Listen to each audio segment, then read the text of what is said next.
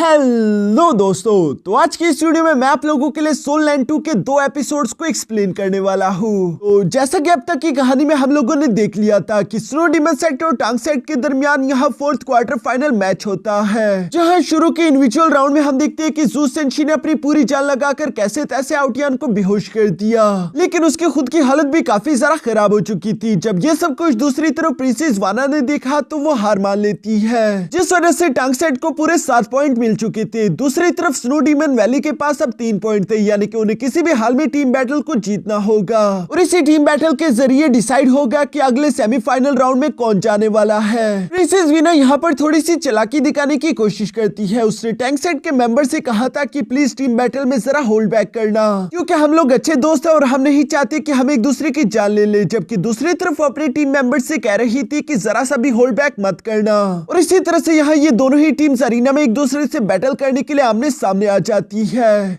अब आगे तो नेक्स्ट एपिसोड की शुरुआत यहाँ बिल्कुल उसी सीन से शुरू होती है, जहाँ रेफरी ने अचानक से इस टीम बैटल को शुरू करवा दिया। रेफरी की आवाज सुनते ही स्नो डीमन सेट वाले वॉरियर सारे के सारे फर्रे से जंप करते हुए एक ट्रायंगल फॉर्मेशन में आ जाते हैं। इस ट्रायंगल फॉर्मेशन को देखते हुए यूहा अपने मन में कह रहा था कि इन लोगों ने सारा के सारा ऑफेंस आउटियान को संभालने के लिए दे दिया, जबकि दूसरी तरफ इनकी टीम की ब्रेन्स होगी प्रिंसेस वीना। लेकिन चलो कोई बात नहीं, फिर भी हम इन्हें सरप्राइज कर देंगे। जो कहते यूहा ने वहां पर फर्रे से अपने एक सोल गाइडेंस मशीन को बाहर निकाल लिया। जो सोल गाइडेंस मशीन तो सन मून रॉयल एकेडमी को बिलोंग करती है, इसलिए मास्टर जिंग और क्राउन प्रिंस दोनों ही काफी सारा शौक हो चुके थे। क्राउन प्रिंस मास्टर जिंग से सवाल करते हुए पूछते हैं कि आखिर ये सब क्या हो रहा है, जिस पर मास्टर जिंग जवाब देते हुए कहते हैं कि मैं खुद भी नहीं जानता, क्योंकि ये सोल गाइडेंस मशीन तो सिर्फ हमारी सन मून रॉयल एकेडमी ही बना सकती थी। लेकिन मुझे लगता है कि मास्टर जीवन जिन्होंने टांग सेट को ज्वाइन कर लिया, यकीनन उन्होंने ये मशीन बनाने में इनकी मदद करी होगी, इसलिए ये लोग फिलहाल यहाँ पर कुछ भी नहीं कर सकते। दूसरी तरफ यूहा जो कि उस सोल गाइडेंस मशीन को यहाँ स्नोगल और टियानमिंग के साथ मिलकर चला रहा था, वो इसे all terrain detection soul guidance tool का नाम देता है। जबकि साथ ही साथ उसने अपने टीम मेंबर से कहा कि चलो आगे बढ़ो।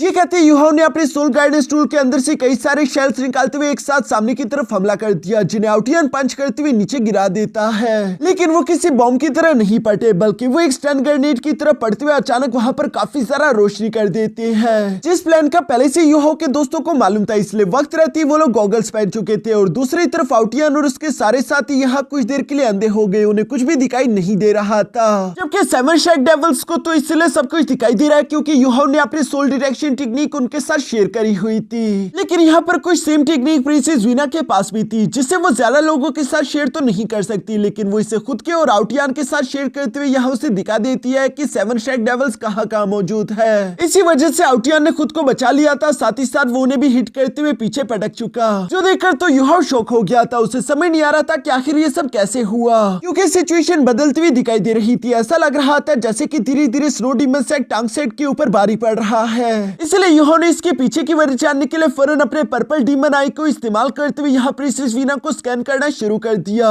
इसी वजह से यूहा को मालूम हो जाता है कि प्रिंसेस वीना के पास brain marshal soul main body है, और चूंकि ब्रेन पूरी बॉडी का सबसे ज्यादा स्ट्रॉन्गेस्ट पार्ट होता है, इसलिए प्रिंसेस वीना की ये सोल बॉडी काफी ज्यादा स्ट्रॉन्ग होगी। लेकिन साथ ही साथ यूहा को यह भी जानने को मिलता है कि प्रिंसेस वीना के पास एक नहीं बल्कि दो ट्विन मार्शल सोल्स है। इसका मतलब कि प्रिंसेस वीना नॉर्मल फाइट के साथ साथ यहाँ मेंटल अटैक्स भी काफी अच्छे से कर पाएगी, जिसका नमूना उसने यहाँ मिस टांग वुटुंग पर इस्तेमाल किया। लेकिन दूसरी तरफ मिस टांग वुटुंग को यूहा कैसे तैसे बचा लेता है, जिसके बाद मिस टांग वुटुंग यूहा के पास आती उसे बताती है कि जब मैं प्रिंसेस वीना पर हमला कर रही थी तो मैंने महसूस किया कि जब प्रिंसेस वीना मुझ पर मेंटल अटैक्स करने की कोशिश करती है तो आउटियन की रफ्तार स्लो हो गई, जिसका मतलब यह है कि प्रिंसेस वीना एक टाइम पर सिर्फ एक ही बंदे पर कंसंट्रेट कर सकती है। ये बात सुनकर तो यूहा खुश हो गया। दूसरी तरफ प्रिंसेस वीना को भी समझ आ चुका था कि उन लोगों को कुछ भी करके पहले यूहा को टेक डाउन करना होगा, उसके बाद उसके बाकी के मेंबर्स को हराना आसान है। इसलिए वो आउटियन से कहती है कि अपने सबसे पावरफुल अटैक को लेकर यूहा पर हमला करो, क्योंकि वही उनका कोर सपोर्टर है। अगर एक बार यूहा हार गया तो हमारी जीत पक्की। प्रिंसेस वीना की ये बात सुनकर आउटियन खुद को देखते हुए कहता है कि यूहा के उस पिछले किंग ऑफ हेल अटैक की वजह से मेरी सोल पावर काफी ज्यादा कम रह चुकी है,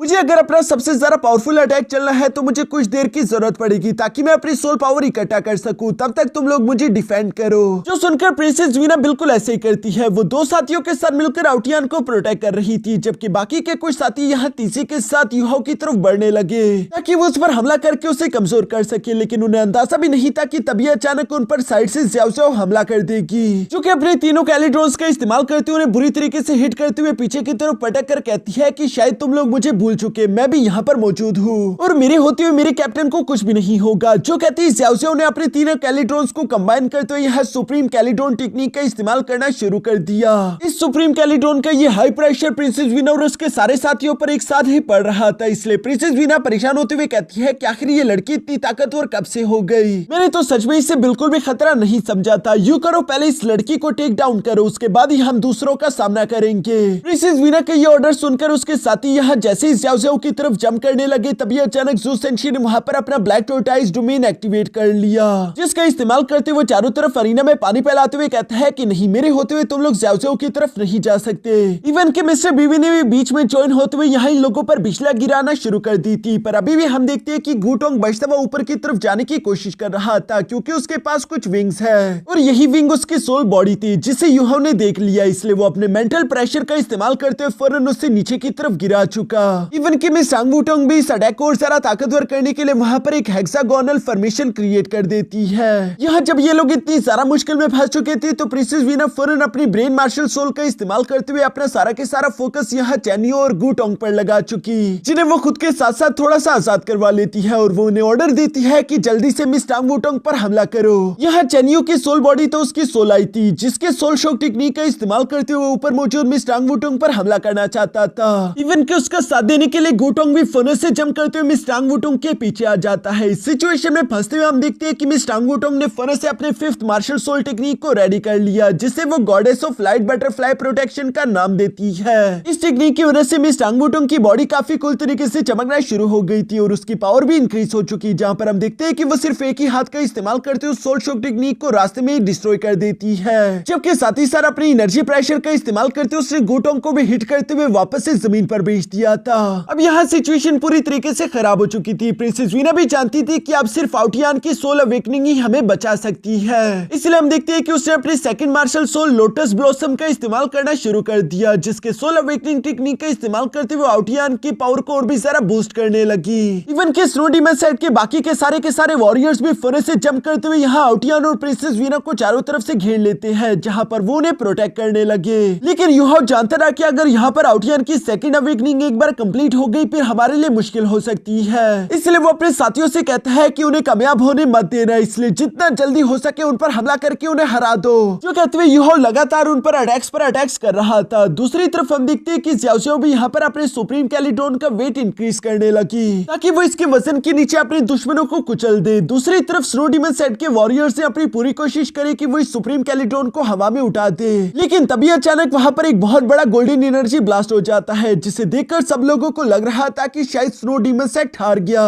लेकिन जब मैदान में से धुआं हटा तो हमें देखने को मिलता है कि आउटियन की पावर दोबारा से रिस्टोर हो चुकी है। उसने सिर्फ एक ही हाथ का इस्तेमाल करते उस कैलिड्रोन को हवा में उठाकर अपने दोस्तों को बचा लिया था। ये देखकर तो वहां पर मुझे सब लोग ही सरप्राइज हो जाते हैं, जबकि साथ ही साथ हम देखते हैं कि आउटियन यहाँ युहाओ की तरफ देखते हुए कहता है कि तुम्हारे किंग ऑफ हेल टेक्निक के बाद भी जरा आंखें खोलकर देखो, यहाँ पर सबसे ज्यादा ताकतवर मैं ही हूँ। और ये कहती है अचानक से हम देखते हैं कि वो अपनी सेकंड अवेकनिंग को कंप्लीट करते हुए यहाँ थंडर गॉड फॉर्म में आ जाता है, जो देखकर युहाओ ने फौरन से अपने सोल गाइडेंस मशीन का इस्तेमाल करते हुए कुछ सोल गाइडेंस कैनन अटैक यहाँ प्रिंसेस वीना पर चलने की कोशिश करी। लेकिन दूसरी तरफ आउटियन अपने हाथ को एक एक्स में कन्वर्ट करते हुए यहाँ बिजली की रफ्तार के साथ जाते हुए उन सारे के सारे अटैक्स को हवा में ही डिस्ट्रॉय कर चुका। और सिर्फ यही नहीं बल्कि आउटियन उसी एक्स का इस्तेमाल करते हुए यहाँ बिजली की तेजी के साथ आगे की तरफ बढ़ते हुए युहाओ के दोस्तों को भी बारी बारी करके हिट करते हुए उन्हें इंजर कर देता है। यहाँ आउटियन की एनर्जी इतनी ज्यादा डेंजरस थी कि सब लोग उसी के बारे में बात कर रहे थे कि आउटियन तो इतना ज्यादा खतरनाक निकला कि उसने पूरा की पूरा मैच ही बदल दिया।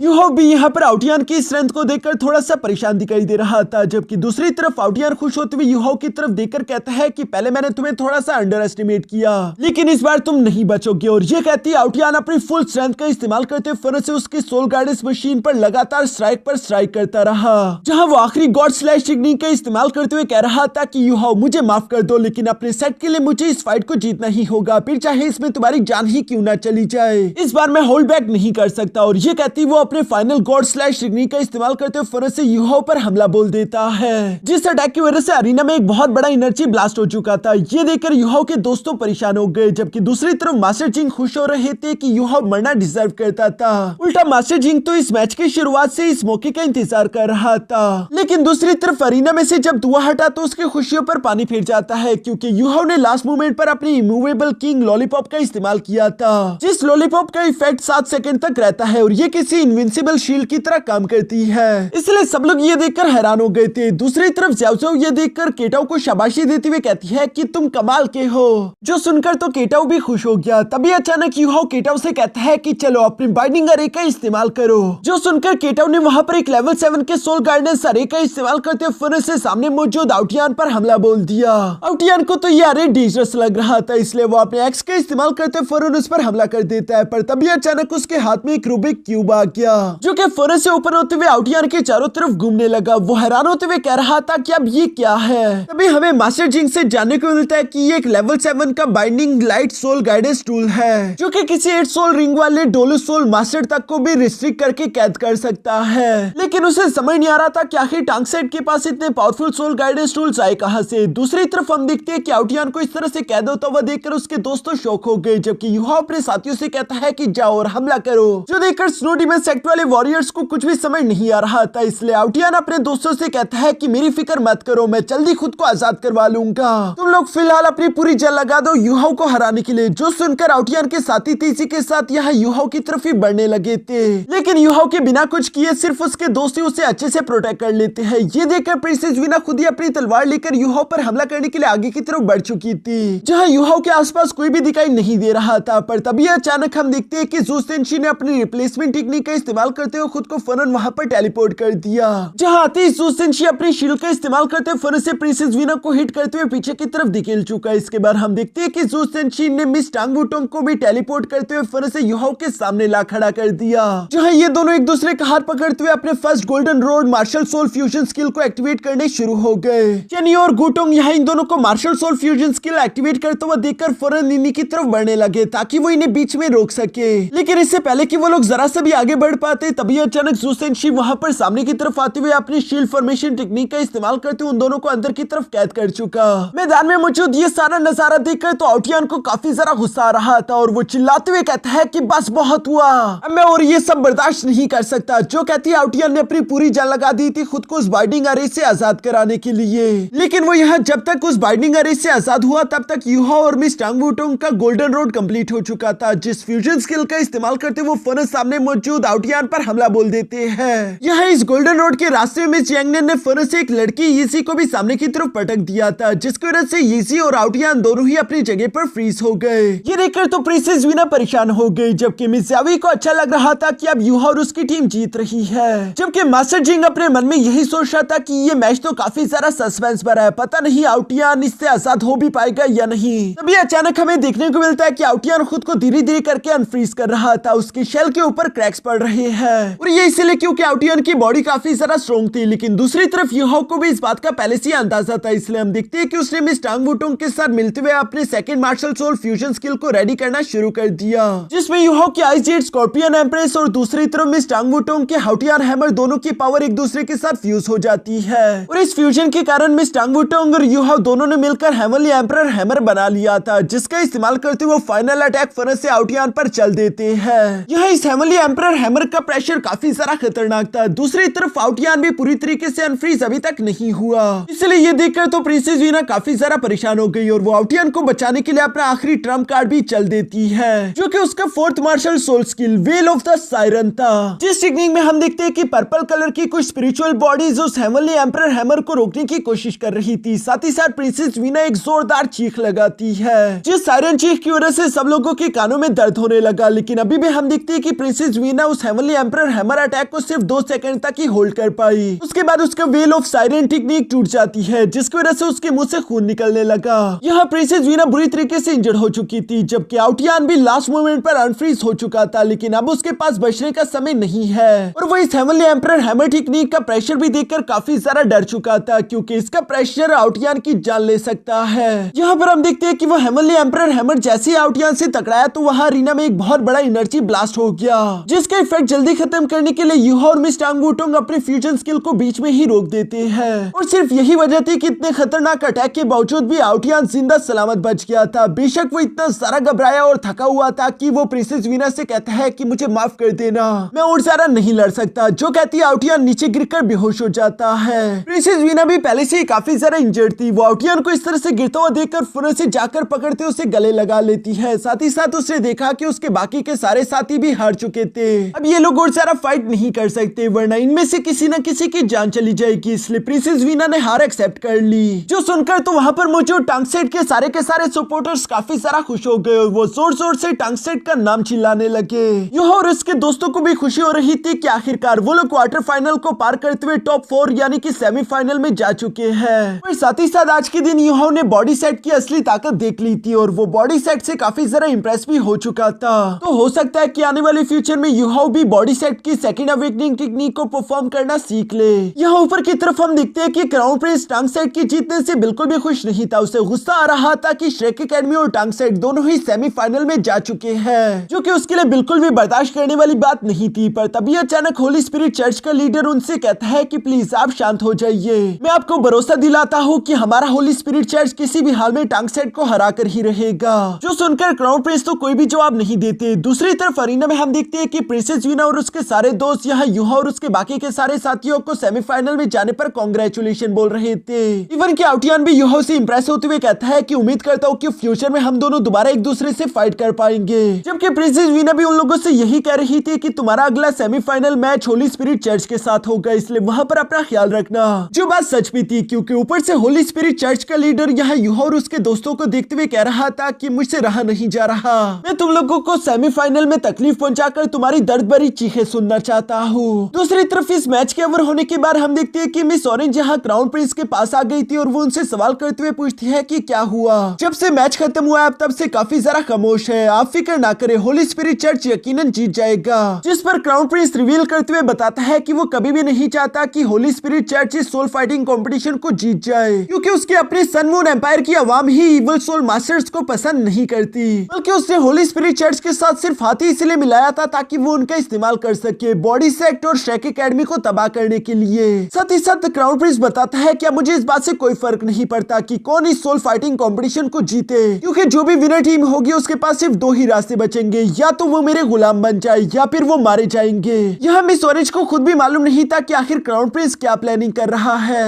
दूसरी तरफ सीन शिफ्ट होकर यहाँ यूहा और उसके दोस्तों पर आ जाता है जो कि कल के मैच के बारे में डिस्कशन कर रहे थे, जहाँ केटा और ज़्याओ बताते हैं कि हमें कल के मैच के लिए काफी बुरी फीलिंग आ रही है। दूसरी तरफ मिस्टर बीबी भी परेशान था क्योंकि होली स्पिरिट चर्च की टीम में इस वक्त टांगिया भी मौजूद है। यहाँ ये लोग इसी तरह की बातें कर ही रहे थे, तभी अचानक वहाँ पर प्रिंसेस वीना इन लोगों के रूम में आ गई, जो कि आते यूहा का शुक्रिया अदा करती है आउटियान की जान ना लेने के लिए। इस पर यूहा जवाब देते हुए कहता है कि हमारा आउटियान हुन एम्पायर का आपस में काफी अच्छा रिलेशन है, हम इसी वजह से आउटियान की जान कभी नहीं लेने वाले थे। लेकिन मिस टांग वुटोंग को तो अभी भी आउटियान पर थोड़ा बहुत गुस्सा था क्योंकि उसने मैच के दौरान लापरवाही करते हुए अपनी फुल स्ट्रेंथ लगाकर यूहा की जान लेने की कोशिश करी थी, और इसी वजह से मिस टांग वुटोंग ने आउटियान को थोड़ा सा ज्यादा डरा दिया। बेशक वो भी आउटियान को जान से नहीं मारना चाहती। दूसरी तरफ प्रिंसेस वीना यहाँ ये सारी बातें सुनकर रिवील करते हुए बताती है कि असल में आउटियान मेरा फियांसे है और इसी वजह से मैं उसकी तरफ से आपसे माफी मांगती हूँ। यहाँ ये सारी बातें सुनकर तो ज़्याओ काफी क्यूट तरीके से प्रिंसेस वीना को कांग्रेचुलेशन बोलती है, जबकि कीटो भी उन्हें बता रहा था कि तुम दोनों की जोड़ी तो कमाल की होगी। अभी अचानक वहाँ पर पीछे से प्रिंसेस जिया और साथ ही साथ मिस जावी भी अंदर आ जाते हैं, जहाँ पर मिस जावी आते हुए कह रही थी कि आज का मैच तो तुम लोगों का काफी सारा अच्छा था, लेकिन प्रिंसेस जिया ने असल में सब लोगों को यहाँ पर बुलाया था ताकि वो उनके साथ बैठकर एक मीटिंग कर सके। इसके लिए हम देखते हैं कि वो सबसे पहले तो वहाँ चारों तरफ एक साउंड बैरियर क्रिएट कर देती है और इसके बाद ये सब लोग अपनी अपनी जगह पर जाकर बैठ गए, जहाँ पर यूहा प्रिंसेस जिया की तरफ देखते हुए कहता है कि यकीनन तुम क्राउन प्रिंस की किसी कॉन्स्पिरेसी के बारे में बात करना चाहती हो।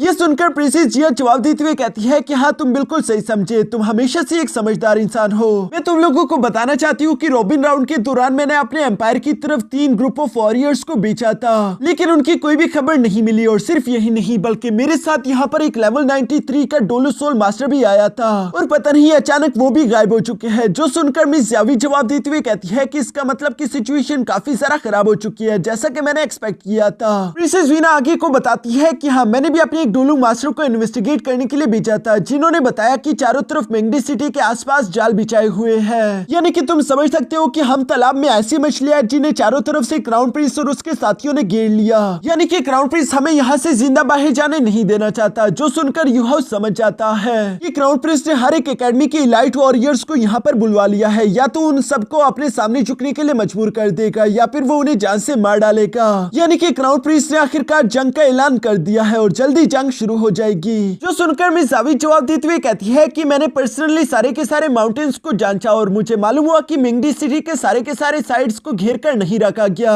बल्कि 3 साइड्स पर आर्मी और कैंप्स जमा है, जबकि वेस्ट वाला साइड अभी भी पूरी तरीके से ओपन है। जिस पर प्रिंसेस जिया खुश होते हुए कहती है फिर तो वही सही रास्ता होगा, हम सब अपनी फोर्सेस को कंबाइन करते उसी डायरेक्शन से ब्रेक थ्रू करेंगे। मिस ज़ावी क्या बता सकती है कि आप लोगों के पास इस वक्त कितने डोलो सोल मास्टर है? जो सुनकर मिस ज़ावी जवाब देते हुए कहती है कि एल्डर जुआन, प्रिंसेस रुआन और 4 सी गॉड पेविलियन के एल्डर्स, ये 6 के 6 टाइटल लेवल सोलो डोल मास्टर्स है और बाकी थोड़े बहुत छोटे वॉरियर्स भी मौजूद होंगे। जो सुनकर प्रिंसेस जिया खुश होते हुए कहती है कि चलो ये तो अच्छा हुआ, हम सबके कंबाइन करके total 12 title level Douluo soul masters बन जाएंगे। वो 12 के 12 वेस्ट साइड से आसानी के साथ पेनिट्रेट करते हुए हम यहाँ से लेकर जा सकते हैं। लेकिन ये सारी बातें सुनकर दूसरी तरफ यूहाउ जवाब देते हुए कहता है कि नहीं, मुझे नहीं लगता कि हमें वेस्ट साइड के उस रूट को इस्तेमाल करना चाहिए, क्योंकि क्राउन प्रिंस काफी सारा चालाक है, जरूर उसने वहाँ पर भी कोई ना कोई जाल बिछा कर रखा होगा। जो सुनकर मिस्टर बीबी सवाल करते हुए कहता है कि यूहाउ तुम्हारे कहने का क्या मतलब है? तुम्हें लगता है कि 12 title level Douluo soul master को इतनी आसानी के साथ हराया जा सकता है? जिस पर केटो जवाब देते हुए कहता है कि रिस्क बहुत है, मैं अच्छे से जानता हूँ कि सन मून एम्पायर कैसे काम करता है, वो कोई भी एस्केप रूट नहीं बल्कि जरूर एक मौत का कुआं होगा।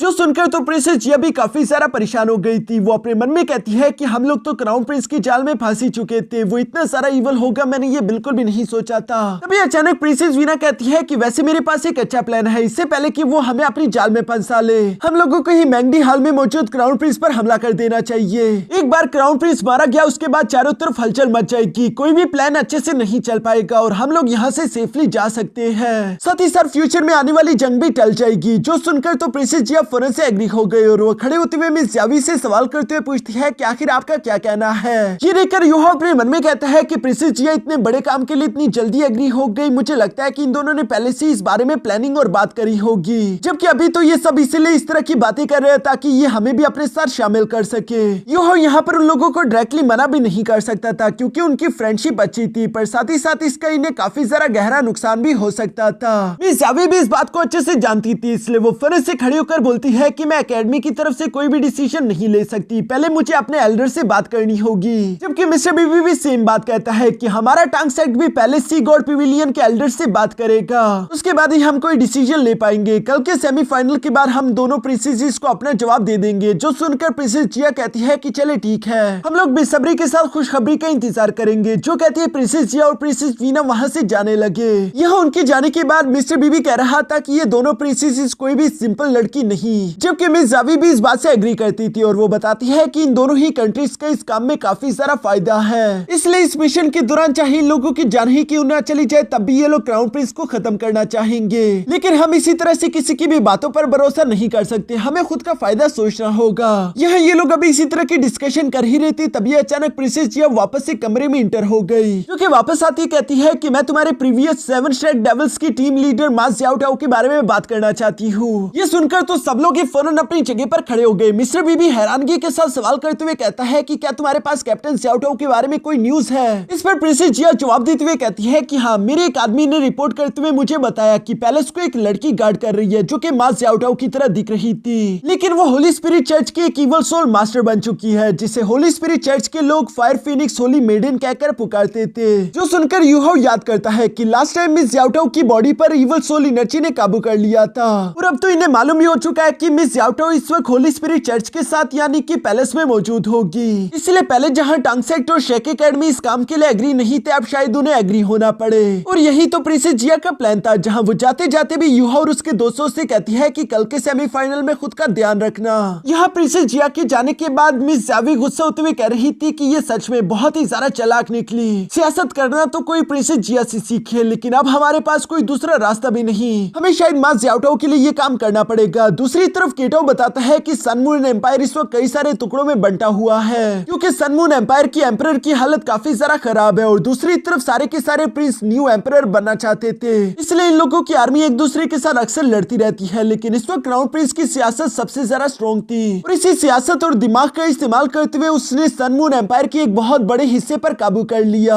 यहाँ मिस जावी जवाब देते हुए कहती है कि इसका मतलब क्या, अब अगर सन मून एम्पायर के एम्परर को कुछ भी हो जाता है तो अगला एम्परर सीधा क्राउन प्रिंस बनेगा, जो कि हर एक कॉन्टिनेंट के साथ एक बड़ी जंग छेड़ना चाहता है। लेकिन अगर हमने इस ऑपरेशन को ज्वाइन करते हुए क्राउन प्रिंस को जान से मार डाला तो सन मून एम्पायर में दोबारा से एक सिविल वार छिड़ जाएगी और इस वजह से जंग थोड़ी देर के लिए डिले हो सकती है, जो कि बाकी के कंट्रीज के लिए फायदेनाक है क्योंकि उन्हें फाइट के लिए तैयारी करने का मौका मिल जाएगा। लेकिन यह यूहो बताता है कि क्राउन प्रिंस काफी ज्यादा चालाक और शातिर इंसान है। उससे पहले होली स्पिरिट चर्च और साथ ही साथ सन मून रॉयल एकेडमी को अपने साथ मिला लिया, जो कि उसकी ताकत को और भी ज्यादा इंक्रीज कर देते हैं। इसी वजह से उस पर एम्बुश करके उसे जान से मारना ये काफी ज्यादा मुश्किल होगा। जो सारी बातें सुनकर मिस्टर बीबी जवाब देते हुए कहता है कि हाँ ये बात तो ठीक है, लेकिन फिलहाल हम लोग अपनी जान की परवाह नहीं कर सकते। फिलहाल हमें बड़े मकसद के बारे में सोचना होगा और अगर उसके लिए हमारी जान भी चली जाए तो ये एक छोटी सी कुर्बानी होगी। मिस टांग वुटोंग यहाँ पर ये सारी बातें सुनकर सवाल करते हुए पूछती है तो आखिर इसका मतलब क्या है, क्या हम इस ऑपरेशन को ज्वाइन करने वाले हैं या नहीं। जिस पर मिस जावी जवाब देते हुए कहती है कि अभी के लिए हम कोई फैसला नहीं करने वाले, बल्कि मैं पहले एकेडमी में जाकर रिपोर्ट करूंगी और मैं कोशिश करूंगी कि मैं ज़्याओटो और तांगिया दोनों को पहले वहां से निकालने का कोई रास्ता ढूंढ लूं। उसके बाद ही हम आगे कोई ना कोई डिसीजन ले सकते हैं। जो सब कहते हुए मिस जावी वहां से जाने लगी, लेकिन जाती जाती वो मिस्टर बीबी की तरफ देखकर कहती है कि कल के मैच में कोई बच्चों वाली हरकत मत कर देना,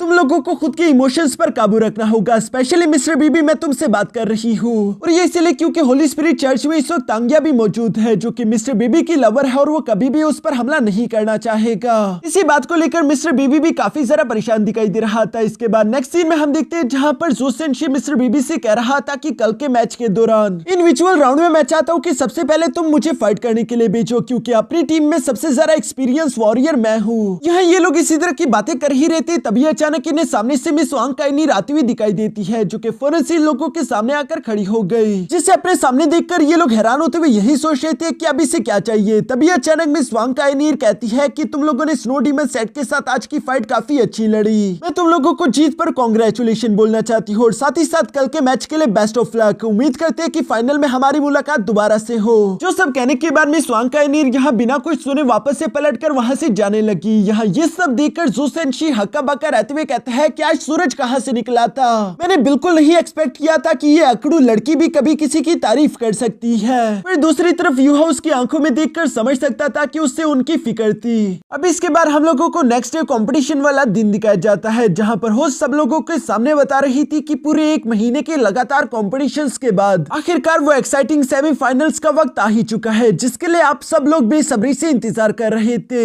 दूसरी तरफ चीफ रेफरी ने भी यहाँ पर सेमीफाइनल तक पहुँचने वाली उन चारों टीम्स को अरीना में इन्वाइट कर लिया था, जिनके इस्तेकबाल सारी की सारी ऑडियंस काफी ज्यादा पुरजोश होकर तालियों से कर रही थी। यहाँ श्रेक एकेडमी की टीम को देखकर सब लोगों ने वांग काइनीर का ही नाम लेना शुरू कर दिया था, जिससे साबित होता है कि वांग काइनीर कितनी ज्यादा फेमस हो चुकी है। और भला हो भी क्यों ना, क्योंकि श्रेक एकेडमी के यहाँ तक पहुँचने की असली वजह तो मिस वांग काइनीर ही थी। मिस जावी भी इस बात को अच्छे से जानती थी, पर साथ ही साथ वो अपने मन में सोच रही थी कि टांगसेट के बाकी के मेंबर्स हमारे श्रेक एकेडमी के बाकी मेंबर्स से ज्यादा ताकतवर है। अगर फाइनल में हमारा और उनका सामना हो जाता है तो पता नहीं कौन जीतेगा। यहाँ इसके बाद हम देखते हैं कि हेवनली ड्रैगन गेट टीम भी अरीना में आ चुकी थी, जिसके बाद बारी आती है टांगसेट की टीम की। और इन तीनों ही टीम्स को काफी ज्यादा प्यार से अप्रिशिएटेड किया जा रहा था, लेकिन जैसे ही चौथी टीम यानी कि होली स्पिरिट चर्च की बारी आई तो चारों तरफ सन्नाटा छा गया और यहाँ सब लोग आपस में बातें करने लगे कि होली स्पिरिट चर्च ने पिछले मैचेस में कितना ज्यादा वायलेंस फैलाया, वो कितने ज्यादा खूंखार और बेरहम है, जिन्होंने किसी पर भी रहम नहीं किया। इवन कि यहाँ पर क्राउन प्रिंस की अपनी बहन प्रिंसेस टियानजुन, वो भी इनिवल सोल मास्टर्स को देखकर कहती है कि मैं इन्हें अपनी आंखों के सामने देखना नहीं चाहती, मैं चाहती हूँ कि टांगसेट इन्हें हरा दे।